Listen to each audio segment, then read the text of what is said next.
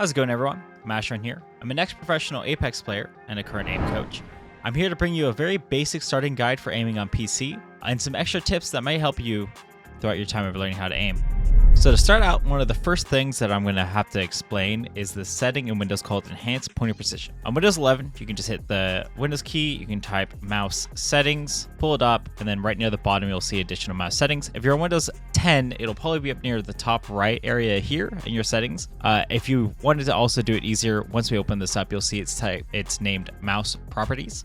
You can type that in and search it yourself, and it'll automatically pull up this window. In here, though, the main option you're going to want to change is going to be your pointer options. The first two settings here are the main ones, but the one I wanted to talk about is Enhanced Pointer Precision. A lot of people would think that by that name, hey, that's probably gives you better accuracy and better precision with your mouse movements. But in reality, it actually adds something in that is a little bit more useless than you might think and may actually make you unable to hit some of your shots. That's what's called mouse acceleration. This option makes it so that the faster you move your mouse, the higher sensitivity would be, and vice versa.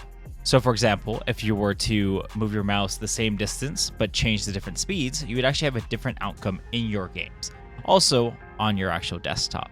I highly recommend turning it off just so you make sure you have a one-to-one that you can work with. It's the best for using any kind of muscle memory and learning any of that stuff, especially making yourself more consistent. The other thing is select pointer speed. I recommend just setting that to the middle. It makes it a little more consistent side of games. In games, it doesn't necessarily mess with it, but outside of games, it does make it more consistent. If you do want more speed or less speed on your desktop, I recommend having a DPI that you can change. All right, so let's work on finding the approximate perfect sensitivity. We're going to use what's called the PSA method to do so. In this case, what we're going to try to do is find something that we can either have two targets to track to, usually pretty equally apart, not too far. For example, I'm going to use these two targets here. We're also going to practice tracking on them as well. In this case, it's recommended to find your base starting sensitivity by grabbing your mouse all the way to the far left of your mouse pad, moving it all the way to the far right to see if you do a 360. In this case, that's currently about the mouse pad that I have in my current sensitivity I do prefer. And then from there, what we're going to do is use a calculator or a website I'm going to put down below and enter that. What it's basically going to have you do is slowly move up in lower and higher increments. It's going to have you try one or the two and see which one you like more. So what you're going to do for this is once you enter it and you have what sensitivity will be the higher and the lower, you're going to go ahead and try one of the two first. I want you to go ahead and snap from the center to this one right here. And you're just going to go ahead and practice tracking it. Then you're going to snap over to this one. I'm just doing it slowly so you can see. And then also track over as well. And just do that for about 15-20 minutes. See which one feels better for you, which one feels the most smooth, which one feels the most natural without as much exhaustion. And then you're going to select on the website which one you felt more appropriate with. Was it lower or higher? And it's going to put you through a couple revisions here. You don't necessarily have to do it for the full 15 minutes. If you want to try to get through this faster, it would be 5 minutes or so. But 15 minutes gives you the perfect amount of time to actually get used to it and see if you're actually dealing with any exhaustion or any issues that may pop up, like you notice shortly after you're done doing it, you're under flicking too much. Then you know that you may be wanting to move towards the higher increment than the lower. But just do this a couple times, rinse and repeat, use the calculator, and it'll help you find the more natural fitting sensitivity. Now, for overall aiming and for more tips on actually how to be better at tracking and shooting at targets in actual gameplay, I recommend one of two things immediately, which is just to play the game more often. But I will be making an advanced aim guide video shortly after this to kind of explain how I recommend training even within game or outside of game to help keep you on top of your game.